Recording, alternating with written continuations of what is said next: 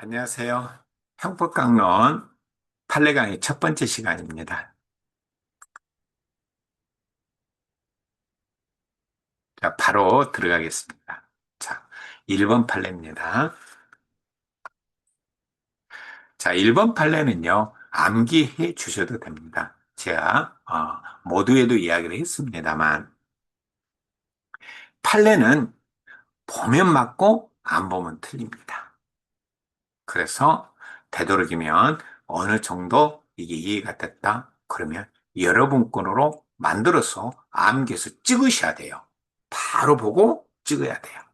그 시험장에서 이해하려고 하는 사람 판례를 그는 합격할 수가 없어요. 그 자격도 없는 사람이에요. 됐죠? 예. 자, 여기 먼저 아동복지법 17조 2호입니다. 몇 조? 17조 2호. 그 17조 2호는 누구든지 저지를 수 있는 학대입니다. 아동에게 성적 수치심을 주는 성희롱 등의 문자를 보내서 성적 학대 행위를 하는 그런 죄입니다. 예. 자, 원래 우리가 아동복지법상 그 학대가 여러 개가 있습니다. 보호자를 포함해서 성인이 저지르는 첫 번째 신체적 학대, 그 다음에 정신적 학대, 정서적 학대, 예. 그리고 또 하나, 이렇게 뭐 성적 폭력이나 가혹행위에서 하는 학대. 그리고 네 번째는 보호자만 되는 그 아이를, 자기 아기를 유기하거나 방임학대. 이렇게 돼 있어요. 그런데 이거는 별도로 17조 2호에 나옵니다. 예. 그래서 누구든지 저지르는, 네. 그래서 성희롱 등으로 그 성적 학대의 행위죄입니다. 자, 피고인은요, 아저씨예요. 놀이터에서 놀고 있는 8살 소녀에게 접근해가지고 휴대전화를 받아서 서로 연락을 주고 받습니다. 그런데 결국 이를 저지릅니다. 몇 번? 2번. 자신 휴대전화를 이용해가지고 집에 와. 알겠죠? 그 소녀한테. 그리고 자신은 성기 사진을 보냅니다. 두 번째입니다. 역시 동일한 방법으로 내 거 빨어. 그리고 역시 자신의 성기 사진을 전송합니다. 누가 받을게요? 그러면 이것은 엄마가 받습니다. 그래서 메시지를 보냈는데, 그 성기 사진이 보낸 메시지를 보냈는데, 결국은 엄마가 받고 깜짝 놀랍니다. 차단했습니다. 그럼 차단한다 해서 제가 안 될까요? 아닙니다. 차단했다 하더라도 그 휴대전화는 그 딸이 받기 때문에 언제든지 접근할 수 있고요. 그리고 인식할 수 있는 상태에 있었다 해서 답 기수입니다. 답 기수입니다. 예, 반드시 암기하셔야 돼요. 예, 두 번째입니다. 큰아들이 치매 걸린 아버지하고 함께 살았습니다. 그래서 알츠하이머성 치매 걸린 아버지가 집 나갔다 돌아옵니다. 돌아왔는데 안 받아주는 거예요. 그래서 문을 열어주지 않는 등 학대를 했다라는 거죠. 아버지는 누굽니까? 직계존속, 존속학대죄가 됐느냐? 됐다! 암기하셔야 됩니다. 예. 원래 학대라고 하는 것은요, 육체적으로 고통을 주거나 정신적으로 차별대하는 건데요. 학대 맞습니다. 다만 왜 이게 문제가 됐느냐? 그러면 큰아들이 치매 걸린 아버지하고 함께 살고요. 그런데 그 동생이 있었어요. 그 동생이 정식으로 법원으로부터, 가정법원으로부터서 네가 성년 후견으로 지정되니 네가 돌봐. 그렇다 하더라도 예. 그래서 함께 살고 있는 큰아들 전속학대죄 됩니다. 됐죠? 예. 꼭 성년 후견인이야만 전속학대죄가 되는 거 아니에요. 그래서 치매 걸린 아버지, 고령으로 정신 장애가 있는 아버지를 피성년 후견이라고 해요. 돌봐야 되기 때문에 앞에다 피. 그 돌보는 아들을 뭐라고 그래? 성년 후견인. 이렇게 둘 다 법원입니다. 그래서 법원에서 그 치매 아버지에 대해서 그래서 정신적 제약으로 스스로 돌볼 수 없기 때문에 그래서 피성년 후견 그 사람을 돌보야 할 그 동생 성년 후견으로 지정을 했습니다. 그렇다 하더라도 이 큰아들은 자기 아버지 아닙니까? 예, 제 됩니다. 자, 스토킹 범죄 이헌범입니다. 뭐예요? 위헌범 그렇습니다. 그 이헌범이다라고 하는 것은요, 현실적으로 인식할 필요가 없어요. 현실적으로 공포심을 일으키지 않았다 하더라도, 현실적으로 공포심을 일으키지 않았다 하더라도, 결국 죄가 된다는 것입니다. 자, 여러분, 그 스토킹 처벌법이 있습니다만, 스토킹 행위가 있고요. 그 스토킹 범죄가 있습니다. 일단 스토킹 범죄가 되려면 스토킹 행위에 해당해야 됩니다. 그럼 그 스토킹 행위가 지속 반복됐을 때는 이제 범죄로 가는 겁니다. 됐죠? 야, 그러면 이거 한번 보겠습니다. 피고인이에요. 피고인이 10일 동안, 10일 동안 6차례나, 6차례나, 피해자 여성입니다. 알겠죠? 예. 자기가 몰래 좋아하는 그 여성을 6차례나 따라다닙니다. 또 지켜봅니다. 또 기다리고 있어요. 그 사실을 알았다면 얼마나 그 여성은 현실적으로 공포심에 쌓였겠습니까?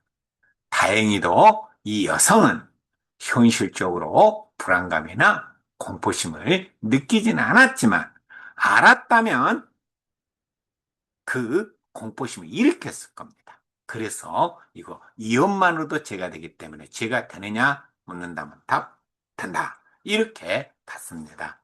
그래서 피고인이 10일 동안 6차례 거쳐서 몰래 지금 행위했습니다. 따라다녔습니다. 지켜봤어요. 기다리고 있었어요. 어느 때는 24시간. 예. 스토킹 행위에다가 몇 번? 6번. 그래서 지속 반복한 이상 범죄가 됐다. 유죄입니다. 예. 안 되면 암기하라겠습니다. 사건별로. 예. 자, 그 다음에 2번 판례는 너무 중요합니다. 스토킹 처벌법에 보면은요, 단순 스토킹 범죄가 있고요. 두 번째는 흉기 기타 위험한 물건. 자, 위험한 물건을 휴대해가지고 스토킹 행위를 했을 때는 형이 가중됩니다. 특수 스토킹 범죄. 그런데 네 번은 단순 스토킹 범죄를 저지르고요. 스토킹 행위를 하고, 그리고 한 번이, 그, 위험한 물건을 휴대해서 스토킹을 했습니다. 그러면 다 해서 5번입니다. 반복됐네요. 그러면 스토킹 범죄가 되는 겁니다. 자, 그러면 단순 스토킹 범죄냐? 특수, 특수 스토킹 범죄는 형이 굉장히 가중됩니다. 그리고 옛날 이게 사건이에요. 옛날에 단순 스토킹 범죄는요, 반의사불벌죄예요. 피해자가 처벌 마세요. 그럼 못했어요. 그런데 특수 스토킹 범죄는 반의사불벌죄 아니라 무조건 처벌했거든요. 그래서 결론, 네 번은 단순이었다 하더라도 5번째가 위험한 물건을 휴대했기 때문에 이 5번은 1년의 스토킹 행위로서 결국 형이 무거운 한 개의 특수 스토킹 범죄에 해당합니다. 애우십시다. 단순 몇 번? 4번. 위험한 물건 휴대한 특수 스토킹 범죄 뭐? 하나. 그렇다 하더라도 하나의 특수 스토킹 범죄에 해당한다. 알겠죠? 반드시 암기하시기 바랍니다. 결국 자, 수차에 걸친 스토킹 범죄 중에 1회만 한 번만 위험한 물건을 휴대했다 하더라도 자, 하나의 특수 스토킹 범죄로 가중처벌됩니다. 제가 하나예요. 자, 시작. 특수 스토킹 범죄 가중처벌 끝났습니다. 그래서 단순 스토킹 범죄는 따로 안 됩니다. 자, 이제 성범죄로 들어가 보겠습니다. 예. 여러분, 우리가 성범죄의 경우에는요, 형법상, 강간죄, 297조 강간죄, 그리고 297조에 이에 유사강간죄, 298, 강제추행죄, 그 다음에 299조, 중강간충, 이런 죄들이 일반적으로 많이 있습니다만, 그러나 요즘에 성범죄는요, 우리 성폭력처벌법, 특별법, 그리고 아동청소년 성보호에 관한 법률, 이것을 우리가 청소년 성보호법이라고 그러죠. 이 두 개가 잘 나와요, 요즘. 잘 하셔야 돼요. 그러니까, 그래서 형법이 나오면 상관이 없는데, 요즘에는 특별법 범죄가 많아요. 특별법 범죄가 뭐라고요? 성폭력 처벌법. 그리고 아동청소년 성보호에 관한 법률을 청소년 성보호법이라고 이야기합니다. 자, 이제 청소년 성보호법으로 들어가 보겠습니다. 청소년 성보호법에 보면은요, 아동 청소년 성착취물 제작죄, 요즘 정말 많이 저지르지고 있어요. 예, 암기합시다. 예. 자, 청소년 성보호법이라고 불러요. 줄여서. 그 뭐예요? 아동 청소년 성보호에 관한 법률입니다. 됐죠? 이걸 아청법이라고도 안 되면 암기합시다. 아청법상, 예. 아동 청소년 성착취물 제작죄. 그럼 여기서 중요한 게 아동 청소년 성착취물 있죠? 이걸 개념을 정확하게 암기해야 맞아요. 여기서 아동 청소년은요, 19세 미만의 사람이에요. 18살까지를 우리가 아동 청소년이라고 불러요. 그럼 아동 청소년 성착취물은 두 개입니다. 첫 번째는 19세 미만의 사람이 직접 등장한 거예요. 그래서 아동 청소년이 등장하는 성착취물이 있고요. 두 번째는 아동 청소년으로 명백하게 인식될 수 있는 사람이 등장하는 거예요. 그러니까 이를테면 아동 청소년인지 성인지 잘 몰라요. 그런데 우리가 일반인이 보니까, 고등학교 교복을 입고 나왔네? 그러면 일반인 입장에서는 그 여고생으로 볼 수밖에 없어요. 그래서 그때는 아동 청소년으로 명백하게 인식될 수 있는 사람이 등장한다. 이 두 개가 다 아동 청소년 성착취물입니다. 다시 한번 묻겠습니다. 첫 번째는 19세 미만인 아동 청소년이 등장하는 성착취물이 하나가 있고, 두 번째는 아동 청소년인지 성인지는 모르지만 일반인이 봤을 때 아동 청소년으로 명백하게 인식될 수 있는 사람, 표현물이 등장한 거 이렇게 두 개입니다. 어느 거 하나만 하면 돼요.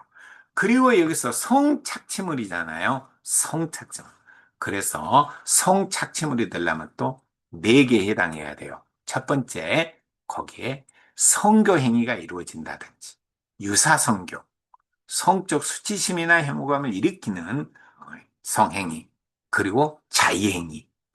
이게 그 안에 들어가 있어야 돼요. 그러니까 요건을 잘 하셔야 돼요. 첫 번째, 아동 청소년이 직접 등장한다. 두 번째, 아동 청소년인지는 모르겠지만, 아무튼 아동 청소년으로, 명백하게 인식될 수 있는 사람, 뭐, 교복 입고, 요거라든지, 그 다음에, 요거나, 뭐, 남고라든지, 뭐, 이런 애들이 나온다. 이렇게 두 개. 그리고 거기에 성하고 관련된 것이 이루어져야 성행위가 성교를 하든 유사강간하든 성적 수시심 행위를 하든 자의행위 하든 그러면 됩니다. 됐죠? 예. 그래서 2번 여러분들이 있습니다. 그러니까 전자가 있고 후자가 있습니다. 전자는 아동 청소년이 등장한 것이 전자. 그리고 아동 청소년으로 명백하게 인식될 수 있는 사람이 등장하면 후자. 이렇게 들어간 것이죠. 예. 자, 정리를 잘 해가지고 개념을 해야 되겠습니다. 그래서 여기 보면 그 실제 사건입니다. 예. 아동 청소년이 등장했대요. 그럼 전자입니다. 아동 청소년 19세 미만자가 직접 등장해서 성교 행위를 했다. 그쵸? 그 영상물이라면 당연히 전자, 아동 청소년 성착취물에 해당합니다. 예. 자, 그래서, 객관적으로 아동 청소년이 등장을 해서 성적 행위라는 내용을 표현하는 영상물이 제작됐다면 이것은 아동 청소년 성착취물에 해당합니다. 그래서 굉장히 무거워요. 무기징역도 있어요. 예. 자, 그 정도 해 주시고요. 예. 다음은 제가 분명히 이야기를 했죠, 방금. 예. 자, 불러보세요. 아동 청소년 성착취물에 해당하면 첫 번째, 아동 청소년 직접 등장한다. 두 번째, 두 번째, 아동 청소년으로 명백하게 인식될 수 있는 사람이 등장한다. 함께 첫 번째 등장은 아동 청소년 등장이고요. 두 번째는 아동 청소년으로 명백하게 인식할 수 있는 사람이 등장한다라는 거죠. 그런데 여기 두 개 반드시 암기하시라겠습니다. 실제 인물은 아동 청소년 얼굴이에요. 실제 인물입니다. 갑이라는 청소년 얼굴이에요. 그런데 거기에 몸은, 몸은 불상, 모르는 여성은 나체 사진이 합성된 거예요. 알겠죠? 두 번째, 하나는 딥페이크 영상이에요. 아동 청소년인 갑이에요. 그 얼굴은 맞는데 그게 AI로 가공한 합성 사진이에요. 그러면 이때는 아동 청소년 성착취물 제작이 되느냐? 안 돼! 외워야 된다고 그랬습니다. 아동 청소년 성착취물 제작자가 되려면 첫 번째, 아동 청소년이 직접 등장하거나 두 번째, 아동 청소년으로 명백하게 인식될 수 있는 뭐 여고생, 이 여고생 교복을 입고 나오는 거예요. 얼굴도 여고생처럼 보여요. 그런 경우 명백히 인식할 수 있는 사람이 등장. 근데 이거는 뭐예요? 이것은 얼굴만 아동 청소년이에요. 알겠죠? 그리고 몸뚱아리하고 발하고 뭐 이런 게 손하고는 다 모르는 여성 나치 사진이 합성하는 거예요. 그럼 이건 아니에요. 왜 아니에요? 언제 아동 청소년이 등장한 거예요? 아니지. 얼굴만 기죠. 그 딥페이크 영상. 얼굴은 갑이 맞는데 거기에다 다 가공을 해버린 거예요. 얼굴도 신체도 AI로. 그건 합성 사진이죠. 그럼 이것은 바로 성착취물 제작자가 아니에요. 성착취물 제작자는 죽어요. 무기징역이 있다니까요. 최소 5년 이상 징역이고요. 엄청 무겁습니다. 한번 성착취물 제주죄 법정형 봐보세요. 무기 또는 5년 이상. 이거 걸리면 죽는 거예요, 이제. 빼박이에요. 그래서 분명히 이야기했습니다. 합성 사진은 제작죄 아니다. 그러면 선생님, 이렇게 실제 청소년 얼굴 갑에다가 여, 여기 몸뚱아리를 모르는 사람 여성 거 붙인 거라든지 아니면 딥페이크 영상 AI로 A 얼굴 거기에다가 몸 만들었다. 이 합성 사진은 허위 영상물 편집죄는 해당한다. 이게 대부분 판례예요. 성 아동 청소년 성착취물 제작자는 아니다. 그러면 뭐냐? 성폭력 처벌법의 다른 범죄입니다. 그게 뭐예요? 허위 영상물 편집죄예요. 합성 사진이잖아요. 예. 그렇게 안 되면 분명히 말씀했습니다. 외워. 자, 다음은 3번 보겠습니다. 자, 피고인은 그 여성, 상대방 여성 트위터에 접속합니다. 그 여성은 트위터에 접속했는데, 원래 이놈이, 상스러운 놈이에요. 그래서 차단이 됩니다. 차단. 이렇게 차단이 되니까 그 이해의 방법으로, 이 글을 게시합니다. 그 글을, 아무튼, 그 도달이 되게 되는 거예요. 자, 상수로서 내가 못 읽겠네요. 인연은 뭐 이거. 여러분들 읽으세요. 진짜, 이거 읽으면 저 플러스 질이 돼볼 것 같아서 저는 안 읽을게요. 피고인, 이 상스러운 놈, 네. 이거 이렇게 게시글을 올렸습니다. 그럼 이게 통신매체 이용이잖아요. 통신매체. 그 트위터를 통해서, 이 음란이야. 맞다? 이게 제가 안 되면 그건 무엇이 되겠어요? 그래서 통신매체 이용 음란죄는 뭐냐면요. 자기나 다른 사람의 성적 욕망을 유발시키거나 만족시킬 목적으로 전화, 우편, 컴퓨터 등으로 이용해서 그래서 말, 음향, 수치심 글을 도달케 하는 거예요. 도달 그래요. 그래서 상대방에게 도달이 됐기 때문에 됐습니다. 그래서 아주 상스럽게 성적 수치심 일으킨 글을 트위터에다 게시한 놈 이런 놈 콩밥 먹어야 돼요. 그래서 제가 됐습니다. 그래서 도달이라고 하는 것은 직접 접하는 경우 피해자가 아니면 상대방이 객관적으로 이를 인식할 수 있는 상태만 두면 된다. 됐죠? 이미 전송이 됐기 때문에 그래서 접할 수 있는 상태에 이르렀다 해서 기수입니다.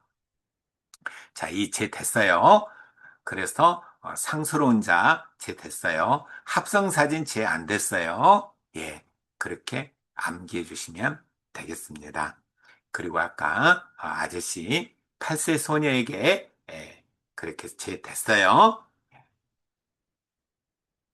자, 다음은 성폭력 처벌법에가 죄가 참 많네요. 죄가 많아요. 촬영물 이용 협박죄라는 게 또 있어요. 성폭력 처벌 뭐예요? 촬영물을 이용해서 형법상 협박죄 처벌되지요. 그런데 이것은 이런 촬영물로 이용해서 협박하니까 이런 놈들은 형이 매우 매우 가중되는 죄입니다. 어느 법에 있어요? 성폭력 처벌법에 나옵니다. 그러면 성폭력 처벌법상 자, 촬영물 이용 협박죄가 뭔지 보겠습니다. 성적 욕망, 수치심을 유발할 수 있는 촬영물을 이용해가지고 사람을 협박한 겁니다. 그런데 여기서 중요합니다. 촬영물을 이용했다라고 하는 것은 실제 피해자 그 성을 찍었던 촬영물을 수단으로 해악을 고지해야 됩니다. 알겠죠? 그런데 이 촬영물이 피해자 대상으로 한 촬영물이 아니에요. 그러면 딱 무죄입니다. 됐죠? 일단 여기 성폭력 처벌법상 촬영물 등 이용 협박죄는 안 된다는 거죠. 자, 이것도 굉장히 중요한 판례입니다. 성명불상의 여자예요. 피해자가 아니에요. 이 미친놈이에요. 성명불상의 여성의 음부 촬영 사진을 가지고 음부만 보여주니까 피해자한테 보여줘요. 너 피해자, 너 음부 촬영 사진이다. 라고 말을 하는 거예요. 그래서 유포할 거야. 이렇게 해서 예약을 고지한 미친놈이에요. 답, 무죄입니다. 왜요? 남의 음부 사진이잖아요. 남의 음부를 촬영한 사진이잖아요. 피해자 것이 아니잖아요. 그래서 촬영물 이용, 협박죄는 안 된다고요. 성폭력 처벌법상 촬영물 이용, 협박죄는 안 됩니다. 됐죠? 그래서, 그러면 이 죄가 되려면 반드시 피해자의 신체를 촬영 대상으로 한 것일 필요 없어요. 예. 그래서 피해자 신체를 촬영으로 대상한 것도 되고, 그 다음에 두 번째예요. 피해자로 오인할 수 있는 것으로 편집돼야 돼요. 그럼 피해자가, 네! 이를테면, 그래서, 성기가 맞네? 이렇게 오인할 정도로 편집돼 있다면 두 개. 그러면 그걸 이용하면 제가 된다. 그러나, 협박의 상대방과 전혀 관련성이 없잖아요. 그쵸? 다른 여성 거 음부 촬영 사진이기 때문에 다 무죄라는 거죠. 예. 그래서 이것도 암기하시면 되겠습니다. 피해자 거 음부 촬영 사진이 아닌데 마치 피해자 것처럼 이야기해서 계약을 고지하는 것은 촬영물 이용 협박이 아니다라는 거 꼭 정리해 주십시다. 예. 자, 5번 한번 봐보겠습니다. 5번은 이제 형법상 강제추행이 되느냐. 추행이라고 하는 것은요, 추행이라고 하는 것은 피해자가 주관적으로 인식을 했느냐, 이게 중요하지 않아요. 그래서 여러분 아마 판례를 봤을 거예요. 놀이터에서 그네 타고 친구하고 열심히 휴대전화를 하고 있는 그 여성의 머리카락하고 패딩에다 뒤에서 소변 본 놈 있죠. 이 추접스러운 놈. 그런데 그 여고생은 몰두하다 보니까 자기 머리카락이나 패딩에 누군가가 소변 봤다는 사실 인식 못해요. 그래도 죄돼요. 왜? 이건 추행이냐라고 하는 것은 객관적으로 봐야 돼. 일반인 입장에서 봐야 되는 거예요. 그래서 일반인 입장에서 객관적으로 뭐 얼마나 추접스러운 일이에요. 일반인이. 그래서 이 여고생은 자기가 인식은 못했지만, 그러나 객관적으로 일반인에게 성적 수치심을 일으키는 행위이기 때문에 추행죄가 되듯이 그렇습니다. 그래서 추행이란 객관적으로 일반인에게 일으키게 하고, 그래서 이겁니다.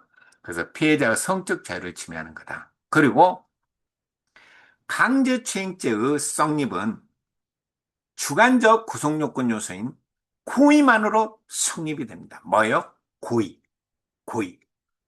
그 위의 것은 필요가 없다. 뭐 성욕을 자극 흥분할 뭐 동기 목적 필요 없습니다. 아주 시험 잘 나와요. 예. 강제추행죄는 고의만 있으면 성립. 목적 동기 땡. 자, 여기서 한번 봐보겠습니다. 한의사 피고인 됐습니다. 한의사 피고인 불량한 놈이에요. 물리치료를 마쳤습니다. 그런데 소화불량을 진찰한다는 명목일 뿐이에요. 소화불량 진찰할게요. 그래가지고 치골을 보겠다 해가지고 치골 부위를 손가락으로 세워서 누른다. 그러다 갑자기 음부를 누른 놈이에요. 자, 그래서 강제추행죄 된다고요? 예. 왜 음부를 눌러요? 동의 있었습니까? 없어요. 그렇다면 의사에 반해서 고의가 있기 때문에 추행죄가 택등발려요. 그래서 한의사인 피고인. 그래서 어디 치골 손가락을 세워 만지다가 갑자기 음부 눌렀다고요? 그건 강제추행죄예요? 네. 이렇게 암기하세요. 그래서 대법원도 자 원심도 그러고 대법원도 이렇게 이야기했어요. 남성 의사가 여성 환자를 상대로 이렇게 치골 부위 촉진하는 것은 매우 드문 일이다. 그리고 촉진했음에도 불구하고 손으로 만졌음에도 불구하고 그 동의를 구하지 않았다. 그리고 진료 기록부에도 기재하지 않았다면 이것은 바로 그래서 강제추행 고의가 있다. 그대로 처벌됐어요. 그래서 여러분들 안 되면 암기라도 해 주셔야 된다니까요. 한의사가 그 환자 치골 손가락 누르다 음부 그 알겠죠? 강제추행죄 고의가 있구만. 됐어. 이런 식으로 정리하면 돼요. 자, 6번은요. 카메라 등 이용 촬영죄예요. 자, 이건 너무 쉽잖아요. 카메라 이용 촬영죄는 반드시 뭘 촬영해야 돼요? 그래서 사람의 신체 그 자체를 찰칵 하거나 아니면 동영상으로 촬영을 해야 합니다. 동영상 만들어야 되는 거예요. 그래서 찰칵 사진을 찍든지 아니면 뭐 휴대전화로 해서 신체를 직접 촬영하는 거예요. 자, 신체예요, 직접. 그런데, 그런데 자기 아는 여성하고 전화를 하는 거예요, 휴대전화로. 그래서 휴대전화로 하면서 영상 통화를 하는 거예요, 영상으로. 그래서 그 상대방 여성이 있지 않습니까? 샤워를 하고 얻는 모습을 녹화하는 거예요, 이 지저분한 너. 그러나 쟤는 안 된다. 왜 쟤는 안 돼요? 신체를 찍는 거 아니잖아요. 영상을 갖다가 녹화하고 저장했을 뿐이다라는 거죠. 그래서 카메라용 촬영죄가 안 됩니다. 그래서 촬영도 아니고, 그 다음에 그 촬영물을 녹화, 저장, 소지한 거, 소지죄도 아니다. 이 말이에요. 왜? 신체를 촬영한 거 아니기 때문에 촬영죄도 아니고, 신체를 촬영한 촬영물, 소지죄도 아니다. 정리 잘합시다. 무죄입니다. 무죄. 일단 여러분, 한 6번까지만 일단 하고요. 7번부터는 다음 시간에 하도록 하겠습니다. 자, 수고하셨어요.